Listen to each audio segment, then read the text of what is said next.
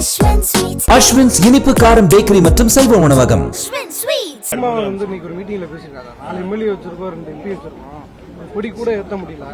அதிகாரத்தில் இருக்கிறவங்க கூட பயணிக்கிறோம், இருந்தாலும் வந்து ஒரு கொடி கூட ஏற்ற முடியல.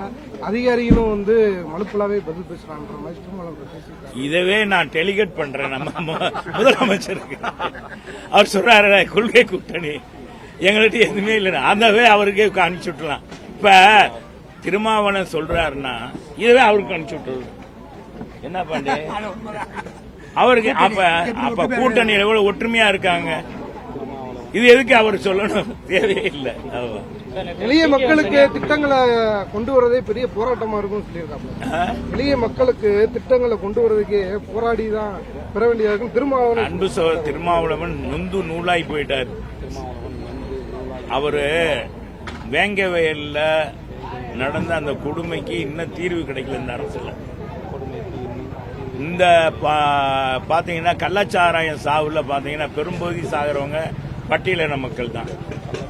பட்டியலின பெண்ணு ஒரு பெண்ணு திமுக எம்எல்ஏ வீட்டில் டாக்டருக்கு படிக்க வைக்கிறேன்னு கூட்டி போய் கொடுமைப்படுத்தி அடிமைக்கு அடிமையா வச்சு சூடு போட்டு அது வெளியே வந்து அதையும் கேட்க முடியல.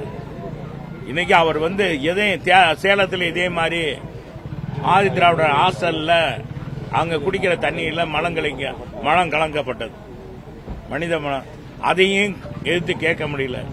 கூட்டணின்னு சொல்லிட்டு இப்படி இருக்கிறதுனால அவருக்கே இப்ப அவர் எப்படி இந்த திருமாவளவன் இப்படி ஆயிட்டார்ன்ற மாதிரி எல்லாரும் மக்கள் நினைக்கிற அளவுக்கு ஆகிவிட்டு. சீமான் வந்து பெண்களுடைய அவர் மரியாதையா பேசணும். முதல்ல பேட்டியிலே பெண்களை வச்சுக்கிட்டு பெண்களை இழிவா பேசுறது, ஒரு பெண்ணை பற்றி பேசுவது அது முகம் சுளிக்க வைக்கிறது.